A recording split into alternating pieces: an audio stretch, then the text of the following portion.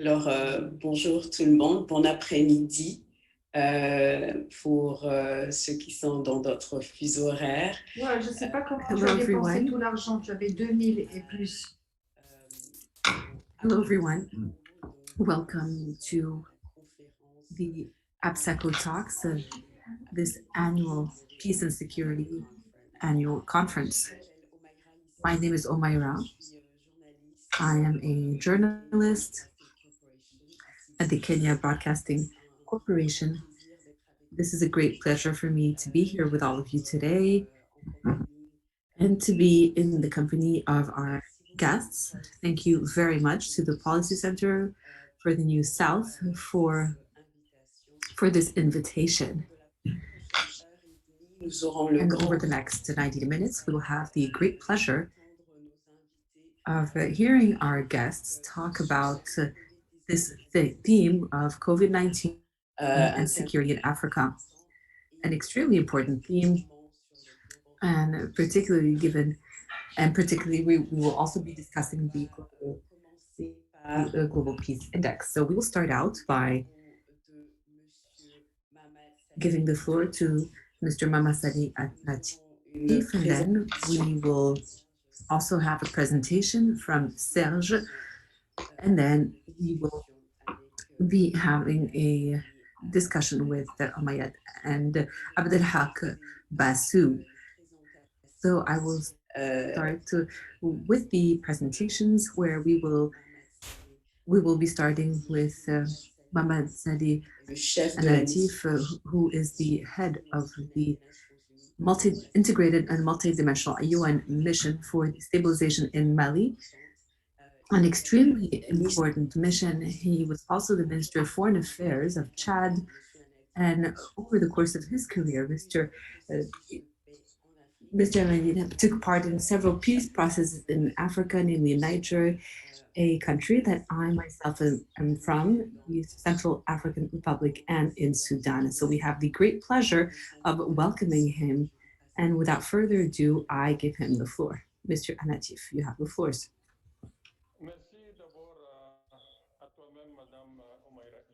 Thank you. Thank you very much, Madame Omaira. Professor Trubant, dear Maya, that does not know me, but that I know very well. So it is a great pleasure for me to see you in your full youth. And Mr. Basu, dear participants, dear friends, for me it is true that APSACO is a great is a conference that's very dear to my heart. I always had the pleasure in taking part into this conference, but unfortunately the circumstances today force us to use these means, virtual means.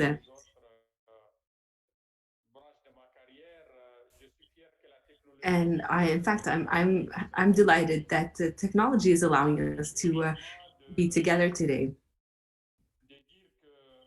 I'm also happy to say that the work that is done by this institution with regards to the Peace Index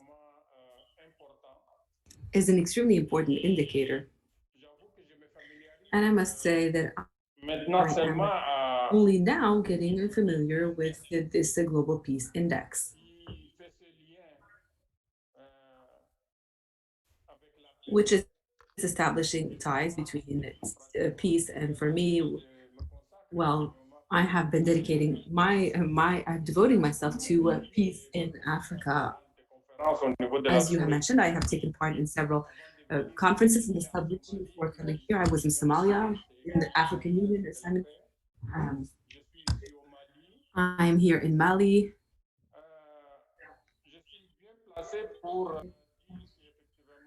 I also would like to say that these indexes are extremely important indicators for us, and I was able to see in Mali. In Mali, we are experiencing a security crisis. We are also experiencing an economic crisis. And the crisis induced by COVID has come to exacerbate the situation, the already precarious situation of Malians, but also Sahelians, generally speaking. Analyzing the impact of COVID within Mali and the Sahel region, well, it's true that from the outset, we were told that given our limited resources and given our health infrastructures that were rather that were practically inexistent, we were faced with situations that were very scary indeed. But in practice, I must say, and even the WHO has recognized it, that in Africa, if we were to take the case of Mali, for example, where I'm currently based,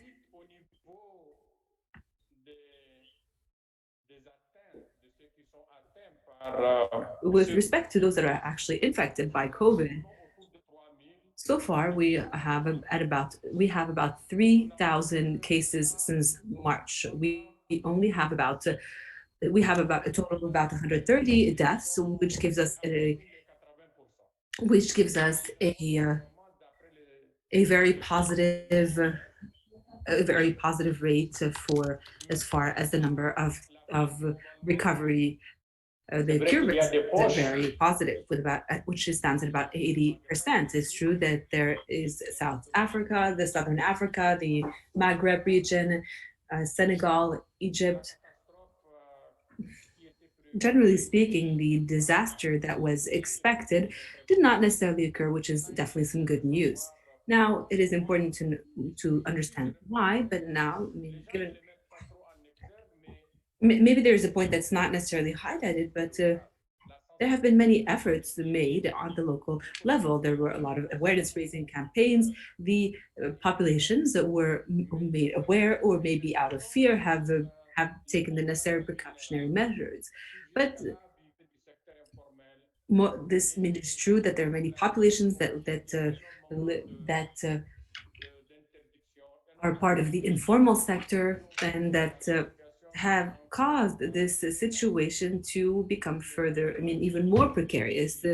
And for the case of Mali, it should be noted that there was a change of regime since August 18th. We can qualify as a coup, and ECOWAS has taken a certain number of measures. And there has been a sort of air blockage where there are no flights that have been flying into Bamako from the ECOWAS countries. Banking transactions have also been practically blocked. There are no flights.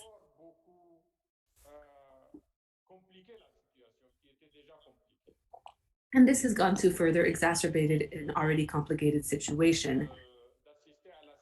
We have just witnessed the investiture ceremony of a new president that was sworn in. ECOWAS was present, and they will soon be reviewing the sanctions. And we hope that Mali will at least be able to recover some serenity and focus on combating terrorism and other and similar phenomena.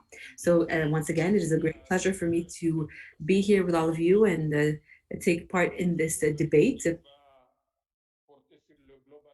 and that will be focusing on the Global Peace Index. I'm very interested to see where Africa is standing in this regard, but what is certain is that the world needs peace, the world needs security, stability, and Africa, even more than the other continents, needs this peace and security. And this is why it's important to have this solidarity amongst our partners.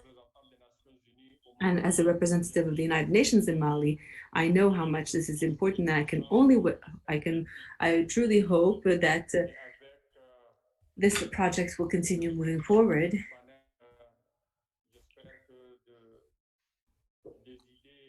And I hope that we will have some food for thought from this that will arise from this panel. Once again, I would like to thank APSACO for having invited me And it is with great pleasure that I will be closely following the presentations that will from the other panelists.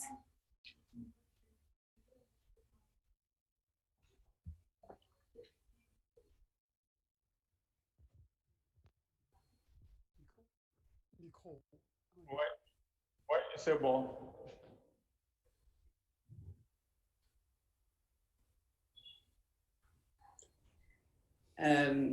Comme vous disiez, en effet, c'est As you were saying, it's true that now this is here again we're faced with a technology issue. So thank you very much, sir, for your presentation, which sets the stage regarding these issues. So now we will proceed to hearing the presentation of Mr. Serge, and who's the director of the Europe, Middle East, and North Africa region for the Institute for Economics and Peace, who will be giving us a very important presentation on the Global Peace Index. So, Mr. Strubrens, you have the floor, sir. Thank you very much, and good afternoon to all. It's a great pleasure and honor for me to be here with all of you.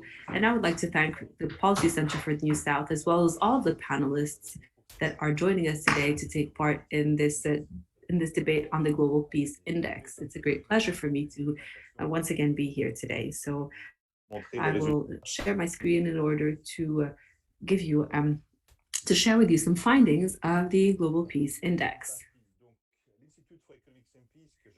So the Institute for Economics and Peace that I represented generally works with major international organizations and governments, and a lot of our work is used in university curricula. And you can see that alongside the research that we produce annually, we also produce a certain number of reports, and to ensure that as many people as possible can have access to the findings of our research. It was noted in the first presentation, it is extremely important for people to be made aware of the findings of our research and the measures that must be taken to create peace in the world. So every year we publish about 10 reports. We have 4 key reports that address the positive peace, and we also quantify the cost of violence that is generated by the lack of peace that we shed light on in our different indexes. We also have national peace indexes, for example, in Mexico or Germany this year. And we recently published a register of ecological threats about 2 weeks ago that will also be included in this presentation. So here are the 3 documents which will be serving for today's presentation. So we have a major focus on the Global Peace Index, and we also have a publication that we published at the same time as the Global Peace Index, which is a report on COVID-19 and peace, as I mentioned just 2 weeks ago, and an ecological threat register. And once again, the ecological threats that are further exacerbated by global warming. And so we will be taking a look at all of these threats. And so the IEP is an Australian think tank based in Sydney, Australia, and we have offices throughout the world. So from Brussels and The Hague in Europe, and New York and Mexico City. We also have a representation in Sao Paulo, Brazil, and in Harare for the strategic aspects. So this is the 14th edition of this Peace Index that we are publishing, and so it covers at least almost 100% of the world's population that's covered, and we prepared this index ourselves, obviously resorted to a global panel of experts. And so there are 6 measures of ongoing domestic and international conflict. We have 10 measures of societal safety and security, so what actually happens within our societies, and 7 measures of militarization. So this 6 and 7 measures, which will examine the export of weapons and the GDP, which is also dedicated to defense, but also a positive index, which will be delight to certainly some of the members of the panel, which are the investments that are made in the United Nations Peace Index. So for each of our indexes, we also publish on our website visionofhumanity.org, so interactive maps such as this one that can allow you from the outset to identify the countries that are most impacted by violence, which are the countries highlighted in red. And then the orange countries are those that are somewhat touched, and then those that are not so much touched are the ones that are in green. But we can also click on each of these countries to have a direct access on all the data relating to these countries. And so there are also we have a general idea of the indicators as well as the more granular view of the indicators. We also have a decline of 0.34% of the global country peacefulness that has the average level of global country peacefulness deteriorated by 0.34%. And so you will see a figure here that will represent this in just a few moments. So we saw that more or less the number of countries that have become more peaceful or less peaceful, we also can see the improvements that were driven by that have led to the impact of terrorism, which was at about 75%. At the regional level, or even at the national level, we can see that there are other movements that are establishing themselves at the global level, about 75%. We also saw the number of homicides globally decline, and also we saw the weapons imports and exports have declined. As far as the deteriorations that were primarily driven by changes in the political terror scale, where we have 70, we have about 70% where there was a 60% distribution of people, displaced persons that were due to conflicts, and we also have refugees and that have also increased, and the intensity of internal conflict, which also was exacerbated. So Iceland, which is the most peaceful country in the world, which has always been on the top of our index. And so we can see that some impacts which are not necessarily present in this part of the world are present elsewhere.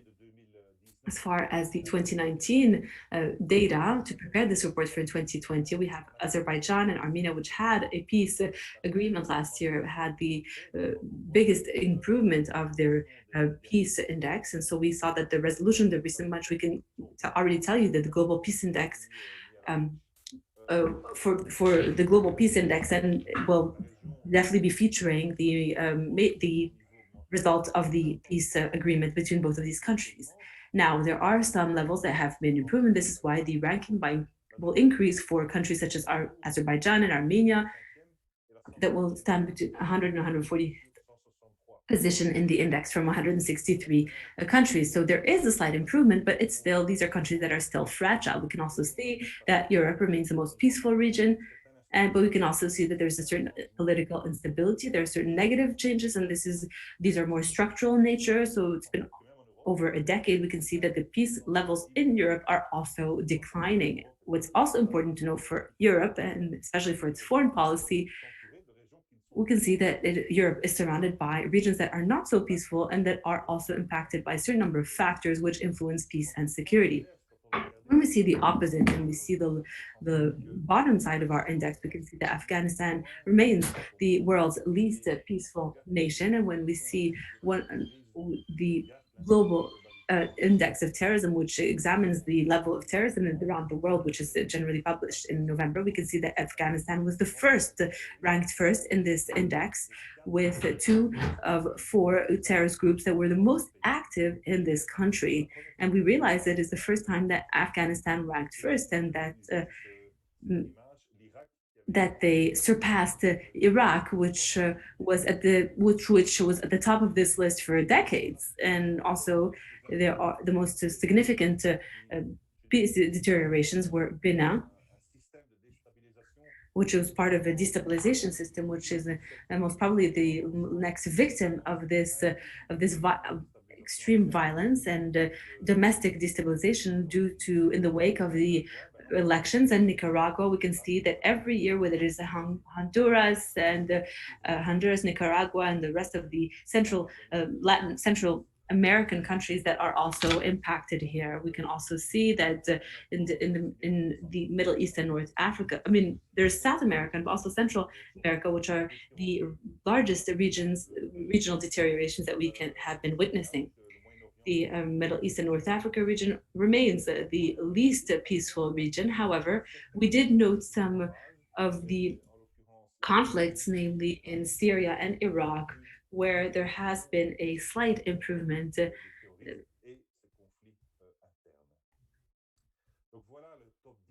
So here are the top 10 most peaceful countries in the index. So we have Iceland and New Zealand, which are the two states, island states that are landlocked states that are on the top of that are the most peaceful countries. There are other smaller countries from a population standpoint, and then there are also countries that are maybe not so that are maybe smaller in size of it. So these are the countries that are in the top 10 in the index. And so if we see the 10 least peaceful countries in the index, we have countries in conflict that seem to last, and for the most part that were domestic conflicts that took on international nature and that have hence intensified and have ended up lasting longer in time. There's sort of fragmentation of the conflicts, and we also saw an evolution of the different players of these conflicts. We saw, for example, the interstate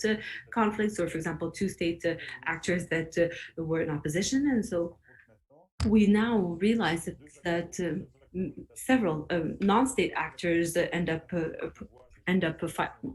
being in conflict with each other.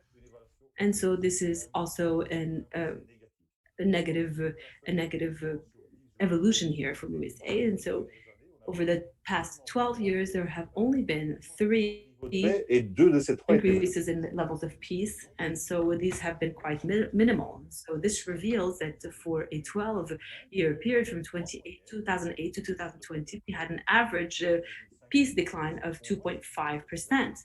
And so what we can see here in this graph is that the same number of countries that have become more or less peaceful. However, the increase in peace, or rather the percentages that increase the peace levels, are much smaller than the deterioration. So we can see that the countries that are above, that are in the higher positions in the ranking, will continue to improve their peace levels, but by a slight increases.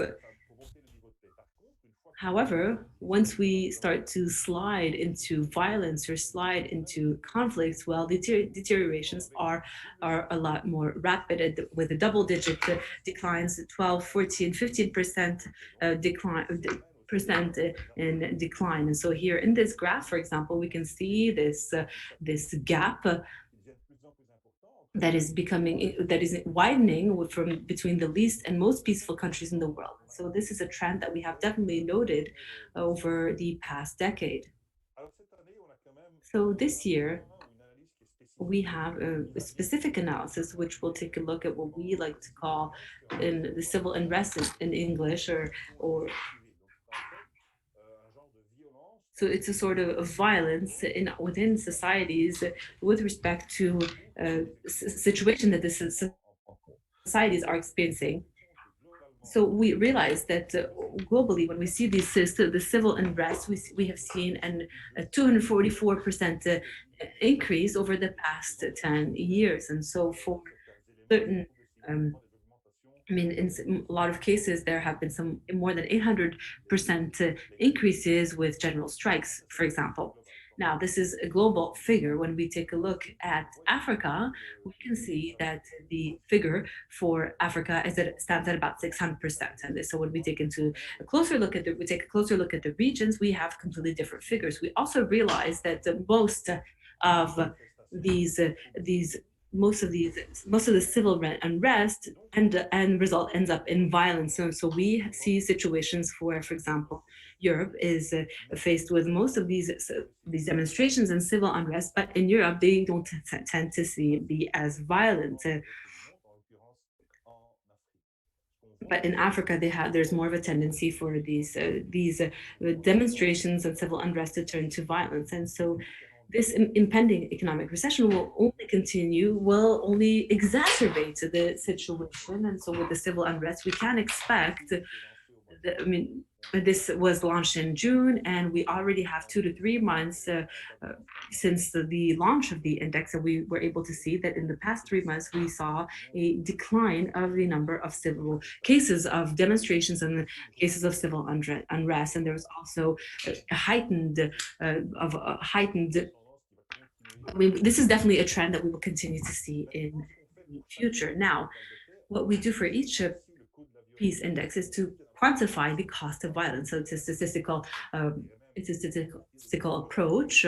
And so the IEP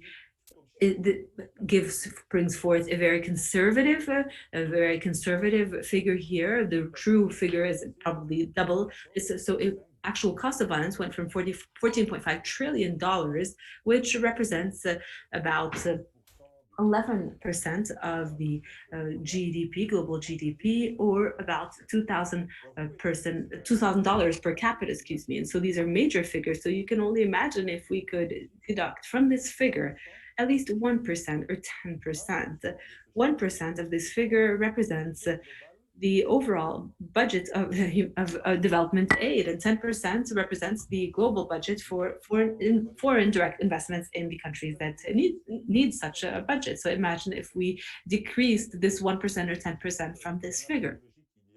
There are also ecological threats that were showcased in the report 2 weeks ago. And so there have been several webinars or conferences where we try to quantify this impact of climate change. And the reaction that I always had was to say, well, take a look at this figure. There's the money that we could get here to dedicate to truly necessary efforts. So we talk about violence in Africa, and we have provided for, we had a study that defined the cost of extreme violence. And so, for example, for tourist organizations, this extreme violence also has a cost, and we realized that there are many countries in Africa, at least 40% of the GDP of these countries, which is invested in violence or in the management of violence. So we realized that all of this money, which ends up being allocated to violence, could be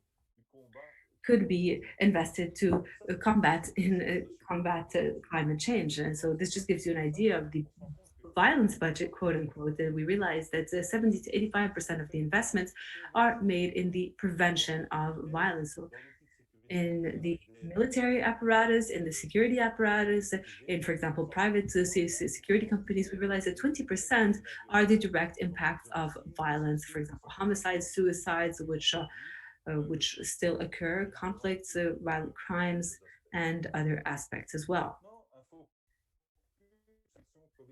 Now, a focus on COVID-19 and peace. So we did indeed realize, certainly in Europe and other regions of the Western world, that the airports were conducive to the distribution and the dissemination of the virus. We saw that countries, for example, New York, where we saw 2 to 3 major international airports, and for example in Belgium, which is a hub that we can call an airport hub. Well, this air travel and these major airport zones also contributed to the widespread of the contamination. Also, a majority of the indicators, what is for negative peace, which is the lack of violence, or peace and violence, which is measured in the Global Peace Index, and our vision on the future, which we call the positive peace, which are the institutions and the processes that need to be implemented to create and manage and to benefit from the governance and to benefit from all this. So we realize that most of these indicators will be negatively impacted in the future. There is also some good news in all of this, is that if the economic potential is constantly declining, the investments that will be made in military expenditure could decline.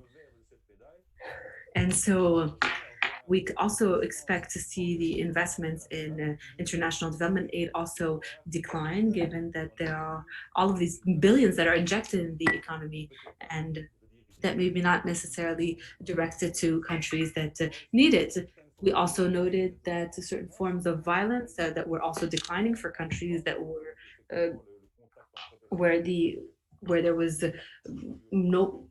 no contact possible between the populations. There was also domestic violence and suicides, and there were also mental health issues that definitely increased.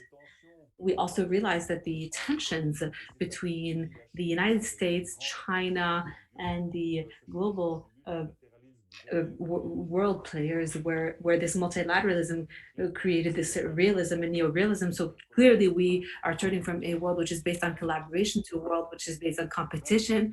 And when we have a pandemic such as COVID-19 and in a competitive world, this is definitely not addressed. I mean, this situation will only exacerbate. We also realize that in North America and in Europe, we can see an increase in political instability that is generated by all of these factors. So I addressed China and the US and this shift in this global order.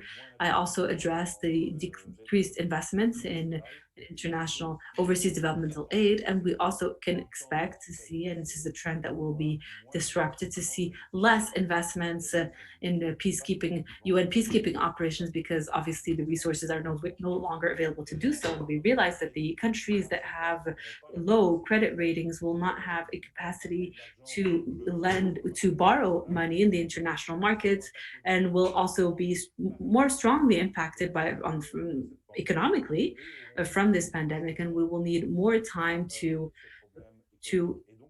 get out of these economic issues, which could also potentially lead to greater social unrest. So we try to make a classification of countries that will be more or less impacted by the pandemic.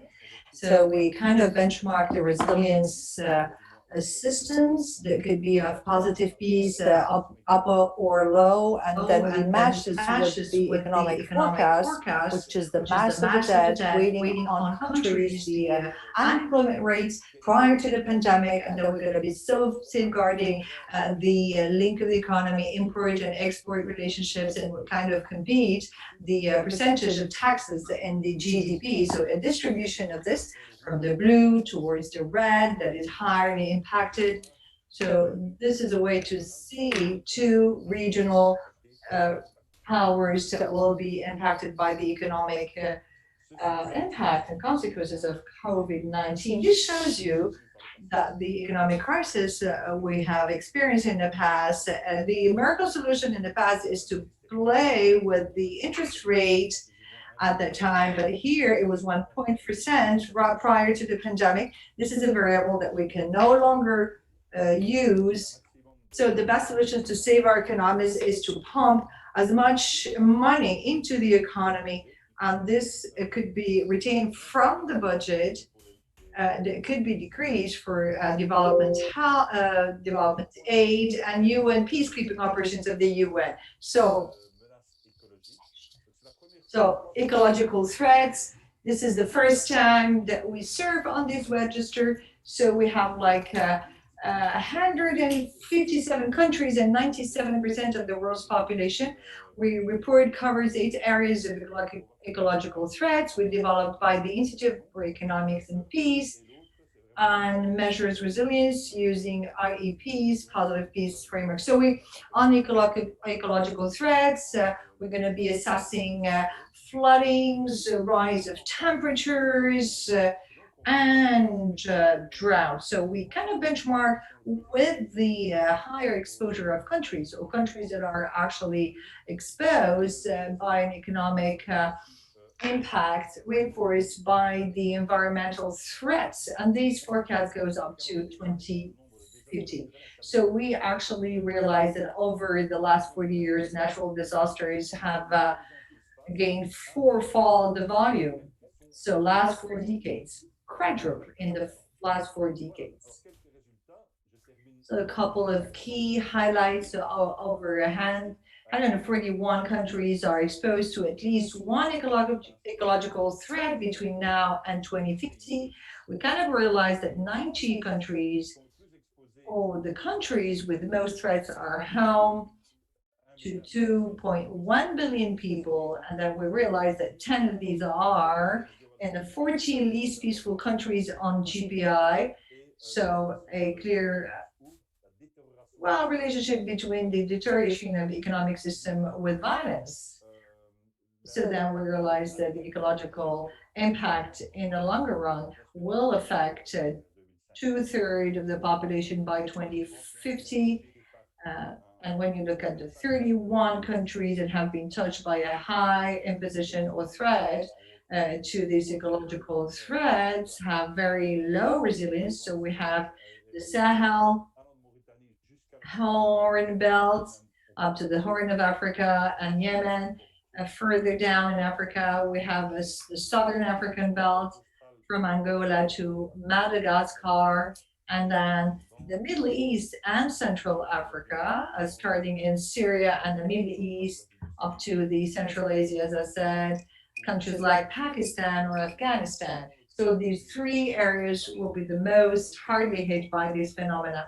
On the other side, when you look closely at the aid beneficiaries, international climate aid beneficiaries, so the 22 countries most hit, only 2 of the countries most at risk are amongst the 10 largest recipients of climate aid. So we kind of realize that there is a mismatch between the real aid and the real needs and the aid that is brought. So 1.2 billion could be displaced. This will be aggravated, and we might say that there is a risk for these populations to have to be displaced. We're not saying that there will be an immigration of 1.2 billion, but all this system could be challenged and collapse and be exposed to the economic threats. So this shows you clearly the global distribution of ecological threats. And it shows also that over 2 billion people live in countries facing 4 or more threats, at least 8 of the 8 factors that we have analyzed, and it shows you clearly the correlation between the impact of threats and the level of resilience. And then you find again the 3 trips that I spoke about earlier on. Thank you very much indeed for following our research, and all the research that we produce are easily on public source, public domain. Please feel free to use them and learn from them. And of course, thank you for giving this opportunity to the IEP to share with you the results of your research. جات عندي تتقول لي تتسمع الصداع تما c'est pour ça que je te dis. Thank you very much for this presentation. So I have noted a series of elements of this ecological threat. So now we're going to move to a discussion. It's a reaction discussion. It's a discussion that will lead to reactions. So that goes within the framework of the Peace Index, or Global Peace Index. So, and for this panel of discussion, we have the great pleasure to have 2 people. Mrs. Ramayad is a senior fellow at the Atlantic Council. She was state secretary in charge of foreign affairs and human rights in France. She was also a Secretary of State in charge of sport and France UNESCO ambassador.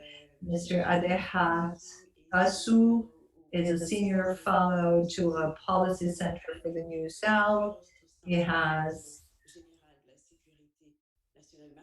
been given several positions at the Moroccan law enforcement. He has also been director of the police department.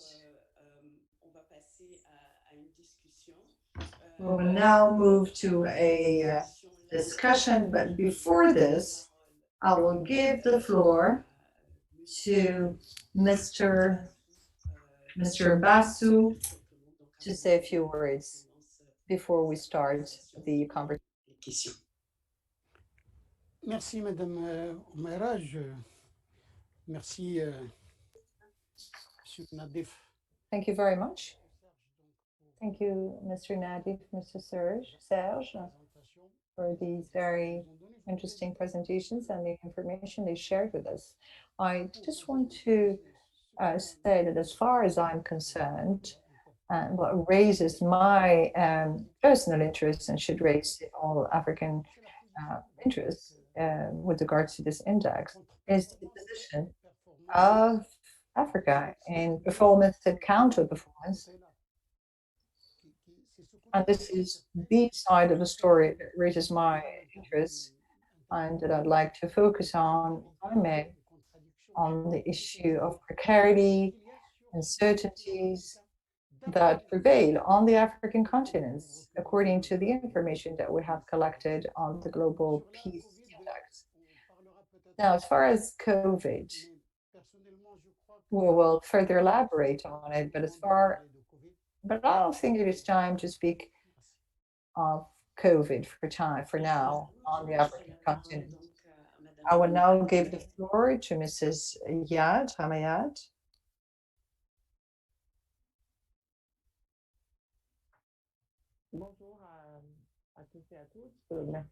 Good morning to everyone. Thank you very much for this invitation that was extended to me and the framework of this African Peace and Security Annual Conference. And the outset, what I can say in reaction to the report that has just been presented by Mr. Serge with this Global Peace Index, what struck me is that peace has become kind of old-fashioned. It is not the eventual objective in the world diplomacy over the last years, as global diplomacy has the objective to promote economic development in the world of globalization. We have spoken about digital diplomacy. We're going to be building international relations on cultural diversity and environmental threats. However, peace remains a very rare element, as if we had reached the end of the story. Why? Because peace is primordial in relations with states. Killing conflicts still prevail around the world. Take the case of Africa. We are talking extensively on Sahel. Well, that's so much so because Sahel and the Sahel region, you have Mali, Nigeria, and other countries that are really struck by wars and conflict. But all these conflicts and wars lead to population displacements. In Cameroon, you have in the Anglophone areas over 500,000 people that have been displaced. And also in DRC, thousands of refugees ran and left to Uganda and the South African Republic. You have also thousands of inhabitants and people who are in need of an emergency aid. It's not because the United States and Europe are in peace that the peace is no longer there. The report also points out the existence of conflict on the European soil. So I'm making a direct connection with the multilateral crisis here. Thank you, Mrs. Yad. This leads me to ask a question on what could be the optional solutions when we're talking about insecurity, on the security crisis in Africa. So this question is addressed to Mr. Basu. What are the potential solutions? I think it would be extremely difficult. I have a hard time seeing how I can discuss this in the presence of Mr. Natif, who is on the field. And so I think that in terms of security, I will also speak under the authority of Mr. Natif. And I believe that in these African regions, the international community and the African Union and the regional economic communities are deploying serious efforts, but I think that they are they are focusing a lot of their energy on addressing the symptoms. What just occurred in Mali, which is a country which is experiencing its fourth coup, and just in 2012, well, they also had a coup, and I don't think that this coup will be the last one that they will be experiencing in Mali. Mr. Nadif spoke about ECOWAS, which is right by Mali. Now, there are also issues that come with, there are also issues with the countries that are also trying to help Mali, are also experiencing difficulty.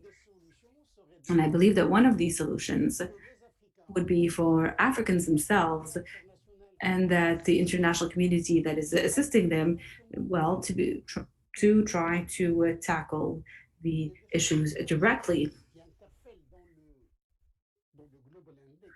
There is also already something that's interesting in the global index, Mauritius, for example, which is the good student, quote unquote. Well, they have a corruption index which stands at about 56%. So their corruption index is 56%. So if you were to see South Sudan, the corruption index is 178. So this is something that should be taken into consideration. Africa today is living under the threat of what some might call the trimandatism, the three mandates, the three terms. Well, these are constitutions that are reviewed, and from the fourth, fifth, we end up with like fourth, fifth, sixth, eighth republic, to be able to say that, I mean, even in fact, some presidents which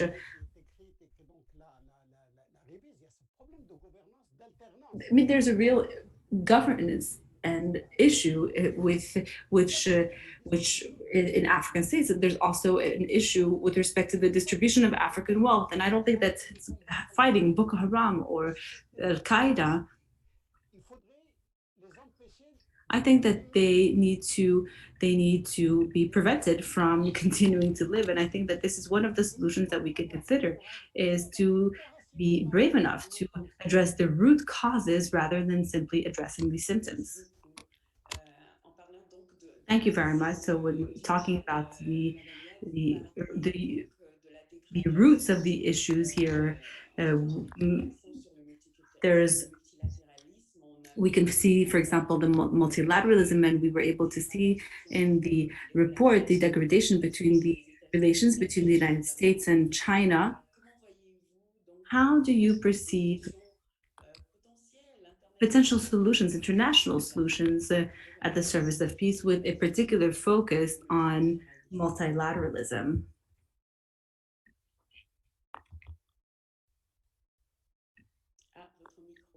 Your microphone is on mute. So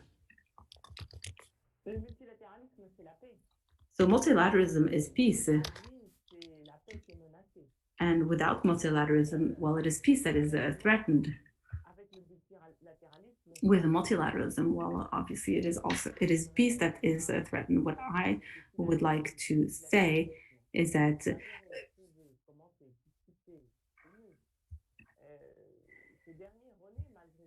unfortunately, this is the multilateralism is threatened in Africa. We need to see the situation from a global. We need to see the situation from a holistic standpoint, because this is a global index. The wars that happen that are occurring in Africa aren't only caused by Africa. So we need to have this global. We need to make sure that it is a global stance and approach that is taken here. It was explained that multilateralism is one of the guiding principles of modernity, which erects peace between nations. And this recalls this perpetual peace that is desired by Kant, noting that there is a pact between states.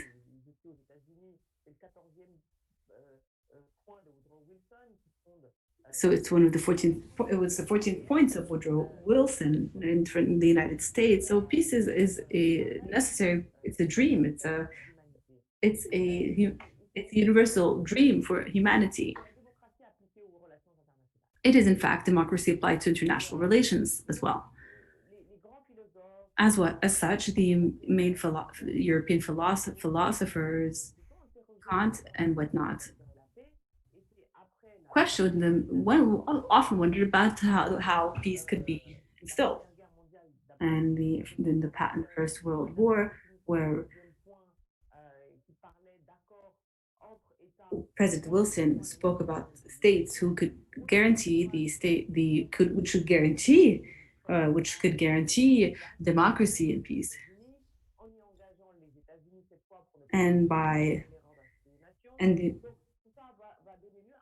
This would all lead to a democratic corpus with a market economy and multilateralism as it was designed by the United States, which would also make it possible to create the GATT and whatnot. However, this multilateralism was doomed from the outset because we know that at the heart of the United Nations, well, there is a United Nations Security Council which only includes a certain number of countries. Even if some countries wanted to maintain control,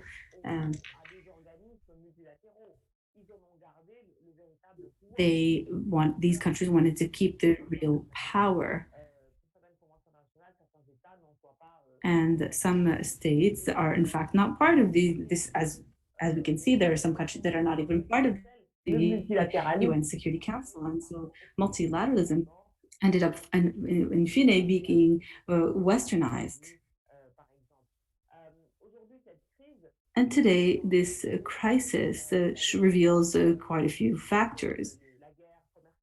The trade war between the US and China, the withdrawal of the United States from several international organizations, the WHO and the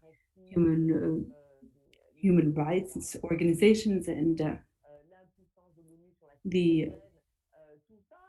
this all has caused a global instability and an increased desire of states to refrain from addressing situations in a conventional way as it was done since the First World War. But I don't think that multilateralism, as it was designed by Western states, well, it's not because it is in crisis that it is being questioned and that multilateralism has disappeared. Quite the contrary. I think it simply displaces it. It displaces it with China, which is fighting to be part of these international bodies that the United States withdrew from, but also to create other bodies such as the Shanghai Cooperation Agency. And multilateralism is very far from being dead. I mean, it does not necessarily lie within the United States, where we can see that there are many non-Western heads of state that went to Beijing, but also in Africa. And this is what I wanted to say, is that in Africa,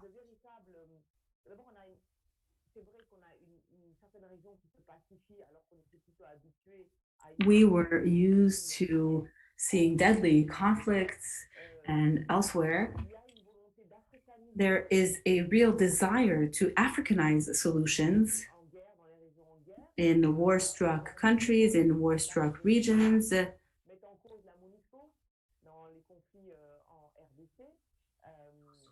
For example, there's the MINURSO, and there, for example, the G5 Sahel, where heads of state that are talking about the future. For example, we can see that what's taking place in the Sahel does not only concern the Sahel, but it concerns the entire world.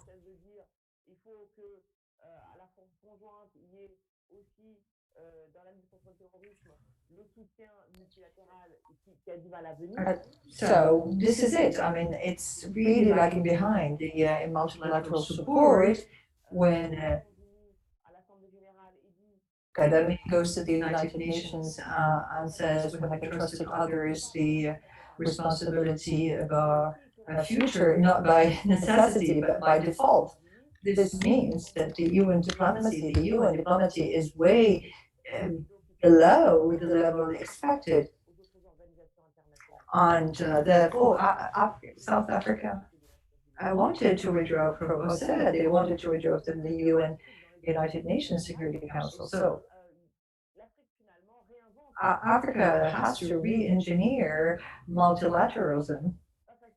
It's not easy. It's not easy at all, because Africans exchange or have very little trade between them. In the EU, there's a lot of trade going on at African level. There's very little trade. So how do you want to cooperate and come up with peace and come up with and promote regional integration? So when you know that Africa is a champion of the Africa, well, Europe, in Africa, there is a growing economic integration process with LECA, for instance, and other integration of free trade integration zones. In other words, multilateralism is the future to address and respond, and I'll stop here to respond to the international multilateralism crisis. The Africanization of solutions is possible. I'm saying this not because I am a Pan-African or by Pan-Africanism and because I'm linked to Senegal. I'm not only saying things from the perspective of an African, but I'm saying for the sake of the world. The issue of migration. How do you want that the migration problem of Africans be solved by others than Africans? It is their cup of tea, so it is their business that they have to solve. How do you want that the issue of global warming be addressed outside and responded and by others than Africans, whereas it's happening in Africa? How do you want us to tackle the world debt crisis without solving the African debt crisis? These are not only African problems, but global problems. By 2050, one population or one single lander will be part of Africa. So multilateralism is the key issue, is the key solution. Thank you very much for this very extensive answers, Madame. Yeah, and it will be possible to talk about the global world index without talking about the ecological threats. And more importantly, in Africa, we have mentioned the Sahel. We do know that the environmental deterioration and degradation does have a direct impact on armed conflicts in this part of the world. We're talking about displacement of populations. Mr. Basu, you have mentioned earlier on the fact to neutralize these conflicts. How can we help the population that are facing this environmental degradation that by way of consequence has a direct impact on their lives and all these issues? Yazid, do you want to say something on this? Please. Yeah, thank you very much. First and foremost, I'd like to make 3 comments, if I may, on multilateralism and the crisis that it's ongoing. The United Nations were created 75 years ago in order to prevail and promote multilateralism. There is a crisis indeed, but also I would say that even if I am from the United Nations or working for the United Nations, I've always said that back then, 1945, when the UN was first created, there were 45 countries. Now we had 893 member states, and most of the conflicts that are actually addressed at the UN are about Africa, but Africa is absent. So the UN Security Council claim is a necessity. Well, the African presence at the UN Security Council is a necessity. So, but the voice of Africa needs to be heard louder, and this is something that is extremely important. The second thing is in relation with the issues that were highlighted by Basu. It's true that when you look at this index, most countries, even if Serge was calling them peaceful and less peaceful countries, maybe I would disagree. Maybe there was a problem, but I'm saying that a lot of countries that are peaceful, but war doesn't have much choice. Conflicts are not a choice. But I agree with you that the index does have that dimension. If you want to go to the roots of these issues or these problems, I see two things here. Foreign interventions in Africa are one of the elements of the problems, the source of the problems in Africa. Look, if I take the African conflict in Sahel, I must say it was exacerbated in the aftermath of what happened in Libya in 2011. So no one can overlook this. So the Gaddafi regime, and I know it better than anyone, when he was assassinated, when the foreign intervention occurred and NATO intervention occurred in Africa, the African Union opposed, and a lot of African voices rose, but no one heard them. After the Libyan crisis, now Sahel has become a no man's land.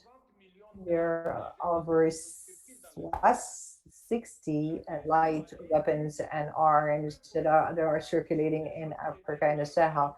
And in the Malian crisis, most of the people and warriors were actually armed by weapons or with weapons from NATO and other European countries. So I'm sorry to contradict my sister Ramayad, but she was saying that there was an agreement to leave all these people armed, um, to leave Libya, and to be displaced and overwhelm Sahel. The Sahel, some of them went to Niger, some others went to Mali, and I was in charge in Chad, where our borders were literally locked down and shut with Libya in 2011. And despite the fact that we have 3 million Chadians in Libya, we were scared.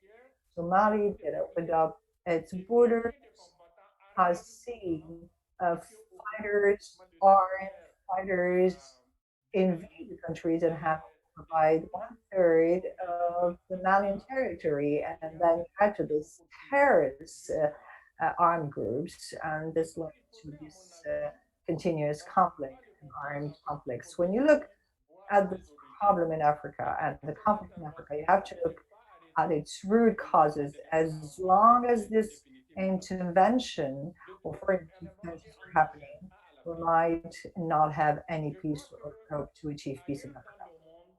Anywhere else in the world, we're saying that the elections are organized and made to solve problems. Well, in Africa, actually, elections are run and organized to create problems because the rules of the games are not well established, not well prepared or applied.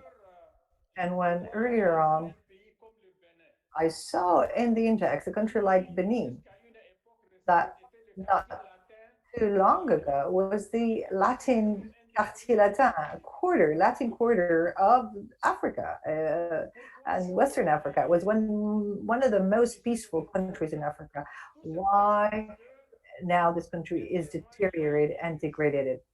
Well, simply because lately there were a range of reforms that were conducted. The reforms were not inclusive, and they excluded many political players from the political scene, and reducing the political era and field when there is a conflict somewhere, this means at this stage there is a rupture or disruptor of consensus somewhere about the distribution of wealth, disruptor about the rules of the games and the political rules of the games when elections are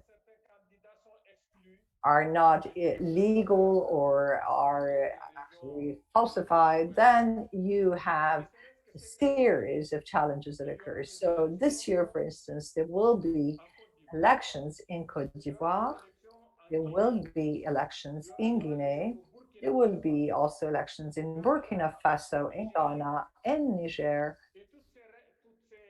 and all these elections might produce and start conflict in other countries that are still peaceful for now. So this means that the rules of democracy and the internal consensus is not complied with, is not respected, it has never been achieved. So in Mali, the United Nations has intervened in Mali because in 2020 there was a disruptor of the constitutional order and of the overall consensus. Yes, of course, the African Union has endorsed many uh, texts and laws that sanction the countries as well as the EU, but this is not enough. We have to root deeply the democratic process and gain ownership over it. Unfortunately, most African population are still illiterate and are not capable to really gain full ownership over these games and rules of games.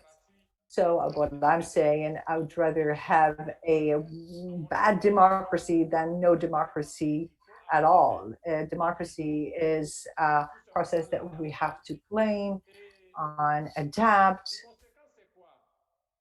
So what are the consequences of all this? Earlier on, I can see it in the index, by the way, when you spoke about the 14 billion. Now, today in Sahel, in most national budgets, over 25 to 30% of the budgets are dedicated to the security sector, whereas anywhere else, it should be allocated for education, for health, and for other issues relating to the economic progress. So this is what I'm saying. There are external factors, but there are also endogenous causes and factors that we have to look closely in Africa, look and be kind of inclusive and come up with rules of the games that could lead us to transparent elections, democratic elections. There are some good examples. There are some countries that have already started to have like standardized rules. So regardless of the time, candidates can actually call the winner and congratulate him. But unfortunately, there have been some unfortunate examples like in Malawi, etc. But there are always some bad and good and positive results out of elections. Thank you so much. Now we're going to move to the Q&A. There are many questions that have been asked. So I was supposed to answer one of the questions.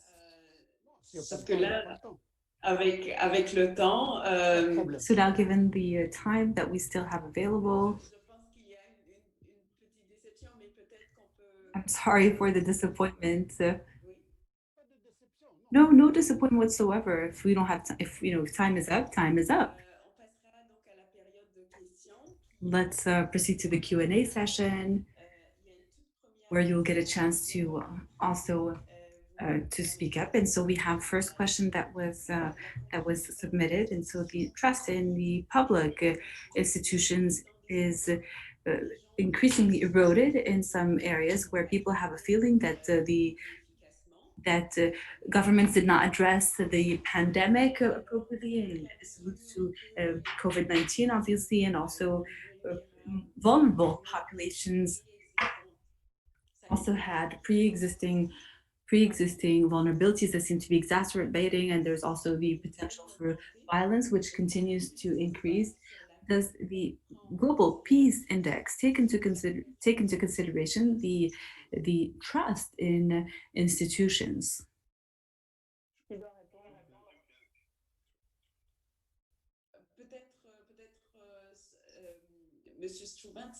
Maybe Mr. Steuben, given that you gave us the presentation on the index, so I'll give you a very brief answer. I would like to thank my fellow panelists for having shared their answers. It's true that we forgot to, and with these dividends, we forgot to invest in the future peace. I mean, it was taken for granted. I have 30 years of experience, and I am doing the same work today from a different prism as far as security crisis management. And Francis Foucault before had mentioned that there was a very interesting perspective as also. Mr. Bassou, you mentioned this, I mean, this concept of positive peace to say, well, how do we create societies that are fair, that are inclusive, and that will create a peace? You spoke about governance, you spoke about corruption, you also spoke about the fair distribution of wealth and the human development of human capital. You also spoke about the certain factors that were some of the pillars of positive peace. It is true that this is something that we do take into consideration. So we do take into consideration the trust that the populations have in their governments, more with respect to the positive peace index, not so much as the global peace index, but these are not indicators, but we do take them into consideration in the development of the index. We have certain findings that reveal that the trust rate in the results of elections and the election results increases based on the positive peace level. So the higher the positive peace rate is, well, the more the results of elections, the more trust, the more confidence there will be in, the more confidence there will be in the results of elections. There are also some socioeconomic grief that is, and there's also the systemic impact on these governments and on societies. And so these are grievances that existed before, and this contributed to increased tensions. And so COVID-19 only puts a spotlight on all of these socioeconomic grievances, and will only create further disruptions, social disruptions. And the final point is that the peace level is influenced by the political systems. And so, as you very well said, democracy is indeed the system which establishes the most peaceful approach possible. So we have liberal democratic countries that end up above par in the index. And we also realize that Europe is the most peaceful region, but if we take a closer look at Europe, well, we have the Northern European countries that are more peaceful, that increase the ranking. And then we have other countries that are, we have, for example, Turkey, which is in the bottom of the totem pole for Europe, for the European region. And so these peace levels are declined as the more democracy declines. And so, which generates over time a decline, a very clear decline of peace levels, which will lead to a disruption. We have this is something that we can see in certain regions in Europe. And so we also have this issue of translation. So when we talk about peaceful countries, I'm talking about peaceful peace levels. And so it's true that some countries are peaceful, but there are some endogenous factors which impact the peace level. So there was another question that was for you from the people that are here. Unfortunately, we don't have much time left. And this is a question for you, Mr. Steuben. So peace is often related to the peace and to development and peace nexus. And so does this issue complicate the index? Yes, so completely. Development, we cannot have a development without security, and conversely, we cannot have a peace without, I mean, we cannot have development without peace. And so I believe that this is a criticism that has already transpired in what the other panelists have shared. We also need to see what we mean by development and how much of this development is truly profitable for the African countries or the countries that are developed or that are on the receiving end of this aid. I think that the investments that need to be made need to be maintained, increased in some specific regions, some specific realms, such as climate change that I mentioned. But the purpose of the development needs to follow a process. For example, we talk about the systemic peace process based on these 8 pillars, where when they are implemented in a coordinated fashion, create this transformation and trigger socioeconomic benefits. Just to give you a ballpark figure, 20% in a 20% increase of the peace level. So equals 1% of increase in positive peace and 1% increase in GDP. But this is also an increase of this sensation, what we call in English the well-being, of the sensation of well-being in society, which leads to an increase in governance and ecological resilience with respect to the threats that I mentioned before. So investing in peace is positive and will result in this positive bonus. Thank you. Mr. Basu, you go ahead, sir. So just with regard to this issue on development and security, this is one of the contradictions that we can note for Africa. The 2 largest GDPs of Africa are, I believe, 123rd and 147th within the Global Peace Index.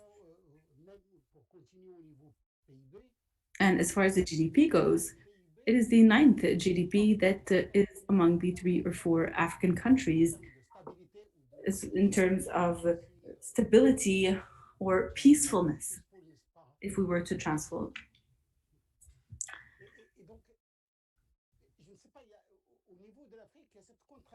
So in Africa, there seems to be this contradiction. It's not because there's a high GDP that we can have security or stability.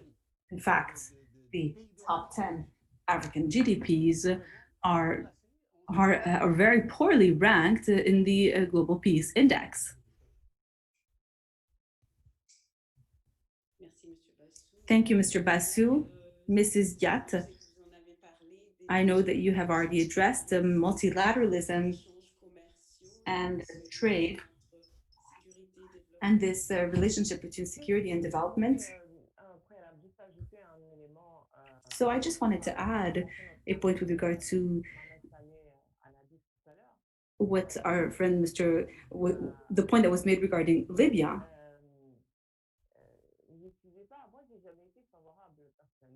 I personally was never in favor of the Libyan intervention. And I also would like to add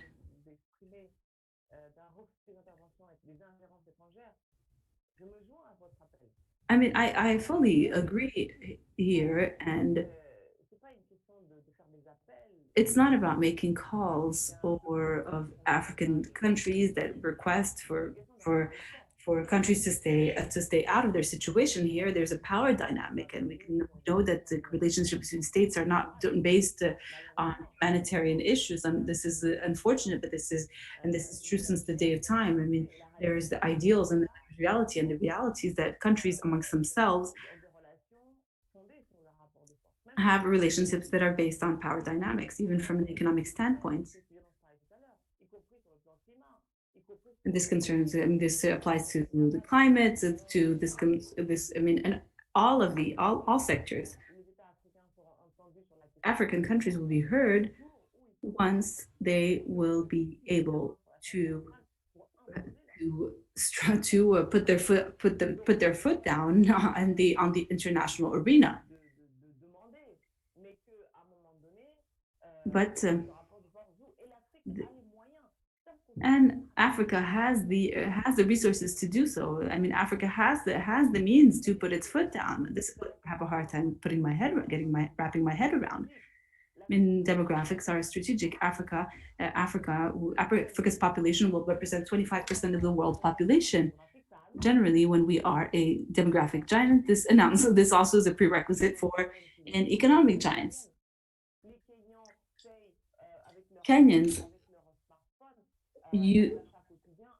Kenyans, not 80% of Kenyans use mobile payments, and only 2% of the global population uses mobile payments. And this is some.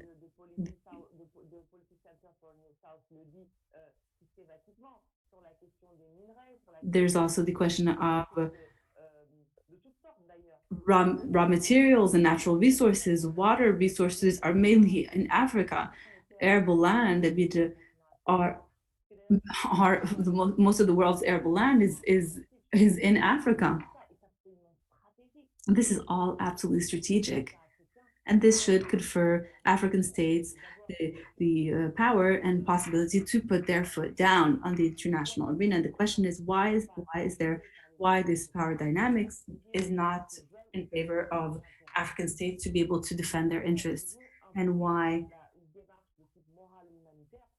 should there always be this humanitarian approach which is put forth?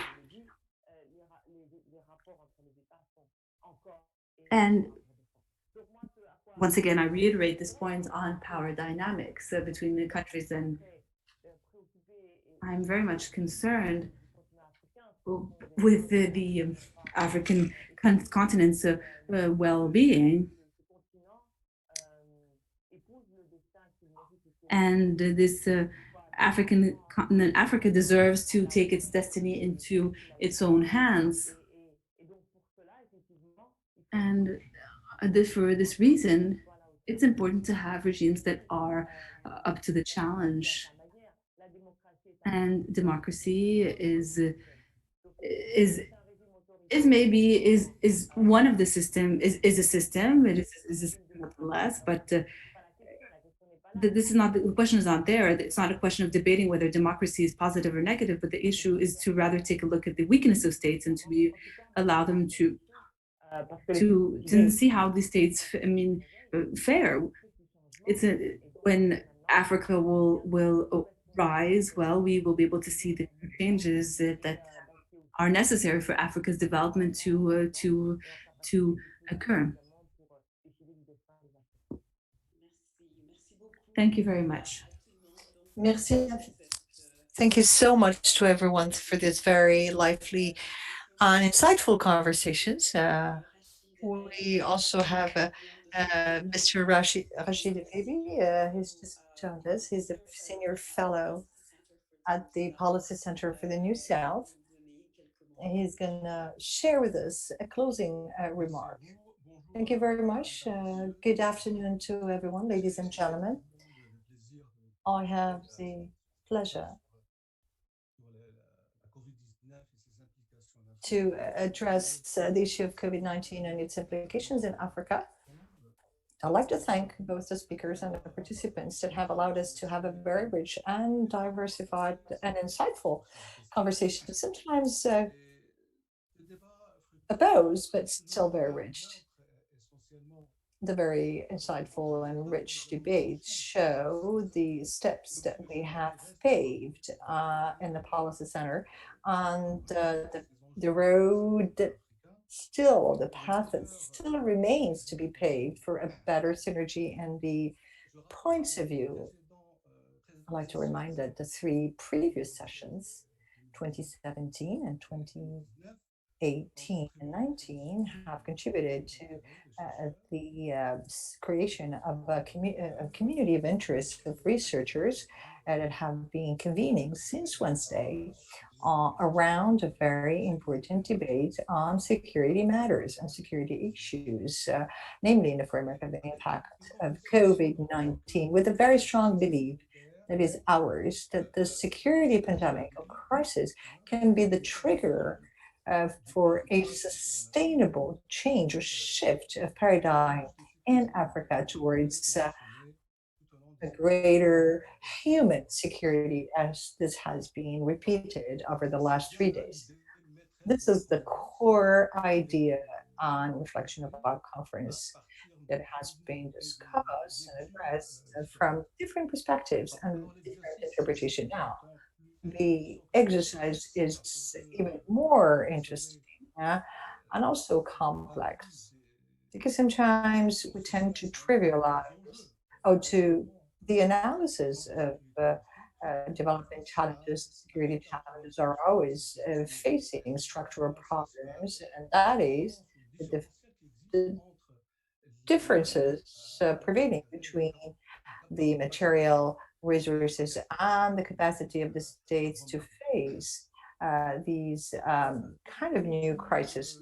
Allow me, if I may, to kind of draw some conclusions that have been highlighted by the conference. So the conference has shed some light on the human security side. This is a point on which there is a very general consensus, and it stems from the analysis of the situation, of the context, the measures adopted by the states to confront and overcome the COVID-19 crisis, economic situations resulting from the crisis, and public policies, security policy, and health policies. Now, on the overall thinking scheme that takes on board regional specificities, local, continental, and regional specificities of Africa.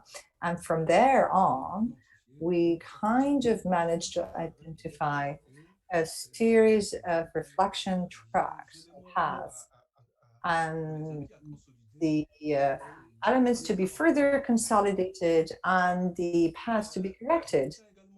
I also would like to highlight the fact that what I learned from this debate is that the COVID-19 crisis is an accelerator of the structural reality and human reality. The pandemic is not only a matter of health, it's not only about health, because there are major economic, security, and political implications. The income have been lowered, the situation of frustrations and security situations that can translate into social turmoils and unrest. Of course, this crisis does benefit to the state actors or non-state actors, rather, to increase their activities. And this poses the capacity of the states to overcome or face this insecurity context, a multiple or multi-phase insecurity crisis. So, and this crisis does reveal that there are some shortcomings and gaps in some states about their capacity to overcome the crisis. And this leads us to wonder about the capacity of some international realities when they are really transported to the African context.